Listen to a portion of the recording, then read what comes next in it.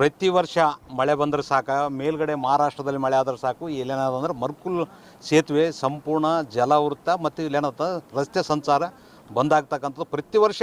ಆದರೂ ಕೂಡ ಇಲ್ಲಿವರೆಗೆ ಏನದ ರಾಜ್ಯ ಸರ್ಕಾರ ಆಗಲಿ ಕೇಂದ್ರ ಸರ್ಕಾರ ಆಗಲಿ ಇದ್ರ ಬಗ್ಗೆ ಎಚ್ಚೆತ್ತುಕೊಂಡಿಲ್ಲ. ಇದಕ್ಕೆ ಶಾಶ್ವತ ಪರಿಹಾರ ಮಾಡಲು ಮುಂದಾಗದಿರತಕ್ಕಂಥದ್ದು ದುರದೃಷ್ಟಕರ. ಇದು ಏನದ ಈ ಭಾಗದಲ್ಲಿಂದ ಸಾಕಷ್ಟು ಏನದ ರೈತರಾಗಲಿ ರೋಗಿಗಳಾಗಲಿ ರಾಯಚೂರಿಗೆ ಸಂಪರ್ಕ ಮಾಡ್ತಾರೆ. ರಾಯಚೂರ್ಲಿಂದ ಏನದ ಅವರು ಏನದ ಗುಲ್ಬರ್ಗ ಹೋಗ್ತಕ್ಕಂಥ ಸಂಚಾರ ಪ್ರಮುಖ ರಸ್ತೆ ಇದು.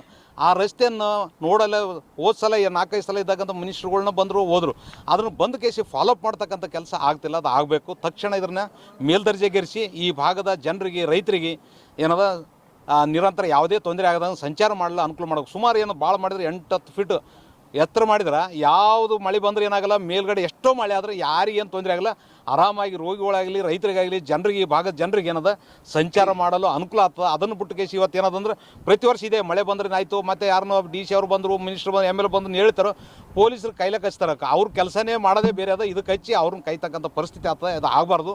ಮುಂದಲಿಂತ ಇದ್ರನ್ನ ಏನದ ಈ ಸರಿ ಏನದ ಕ್ಯಾಬಿನೆಟ್ನಲ್ಲಿ ಚರ್ಚೆ ಆಗಬೇಕು, ಕೇಂದ್ರ ಸರ್ಕಾರದ ಚರ್ಚೆ ಆಗಿ ಯಾವುದು ಪಕ್ಷ ಭೇದ ಬಿಟ್ಟು ಇದನ್ನು ಮೇಲ್ದರ್ಜೆಗೇರಿಸಿ ಈ ಭಾಗದ ಜನರಿಗೆ ಅನುಕೂಲ ಮಾಡ್ತಕ್ಕಂಥ ಕೆಲಸಕ್ಕೆ ಜನಪ್ರತಿನಿಧಿಗಳು ಅಧಿಕಾರಿ ಮಾಡಬೇಕಂತಕ್ಕಂಥದ್ದು ನನ್ನ ಅಭಿಪ್ರಾಯ.